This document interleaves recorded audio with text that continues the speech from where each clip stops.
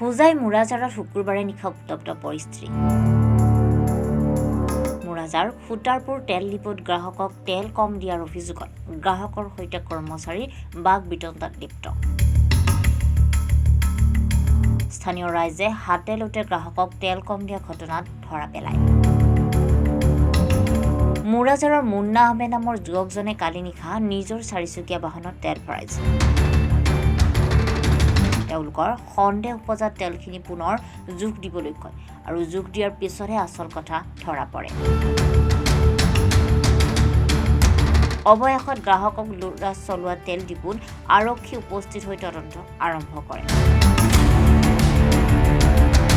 ঘটনা সংক্ৰান্তত 4জনক আৰক্ষীয়ে আটক কৰে। ইয়াকে লৈ এতিয়া মুৰাজাৰত এক চাঞ্চল্যকৰ পৰিৱেশৰ সৃষ্টি হৈছে। আচলতে আমিও দেখিছোঁ ৰাতিপুৱা ইয়াতে আৰক্ষী আহিছে। এখনতো আমাৰ অঞ্চলৰ পেট্ৰল পাম্প হয়। আমি শুনা মতে আৰক্ষী বা ইয়াত যিবোৰ ৰাইজ ৰাতিপুৱা একগোট হৈছে বা আপোনালোক সাংবাদিকৰ মানুহ আহিছে, পেট্ৰল দিয়াত কিবা খেলিমেলি হৈছে বুলি আমি শুনা পাইছোঁ। কিন্তু কথাটো হ'ল, আমি সাধাৰণ ৰাইজ হিচাপে এইটোৱে ক'ব বিচাৰোঁ যে উচিত তদন্ত হ'ব লাগে। যদি এনেকুৱা হৈছে, সঁচা কথা, এজন গ্ৰাহকে কিয় কম পাব, সেইটো হ'ল কথা। আৰু এইটো পেট্ৰল পাম্প বুলি নহয়, ভাৰতবৰ্ষৰ যিকোনো পেট্ৰল পাম্পত গ্ৰাহকে উচিত পেট্ৰলটো পাব লাগে। কিন্তু আমি নাজানো কি হৈছে, কি হোৱা নাই। পুলিচ আহিছে, ইনকুৱাৰী কৰি আছে, তদন্তত চলি আছে। গতিকে প্ৰশাসনৰ মানুহে ইনকুৱাৰী কৰক, কৰি সঁচা মিছাটো। কেইজনক আটক কৰিছে গম পাই? আটক কৰা একজেক্টলি মই ক'ব নোৱাৰোঁ। ৰাতিপুৱাতো পুলিচ আহিছে, এইফালে পুলিচ গৈছে।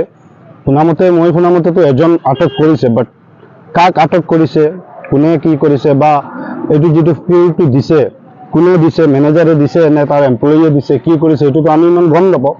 আৰু কমপ্লেইনকাৰী যিজন, সেইজনো ইয়াত উপস্থিত নাই। গতিকে আপোনালোকে মোৰ হিচাপত কমপ্লেইনকাৰীৰো এটা বাইট লওক, বা ইয়াৰ স্বত্বাধিকাৰী আছে বা ইয়াত মেনেজাৰ ইনচাৰ্জ যিসকল আছে তেখেতসকলেও এটা বাইট লওক, বস্তুটো ভালকৈ জানক, যাতে ৰাইজৰ জনসাধাৰণৰ একো প্ৰব্লেম হ'ব নালাগে। এখন আমাৰ স্থায়ী সম্পদ, এখন যদি ধুনীয়াকৈ চলে আমাৰ কাৰণে ভাল।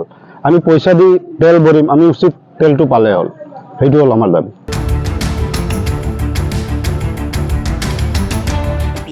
ৰহস্যজনকভাৱে আৰক্ষী আৰু অভিযোগকাৰীয়ে তথ্য দিয়াৰ পৰা বিৰত থাকে। Bureau report, B24 Assam north east.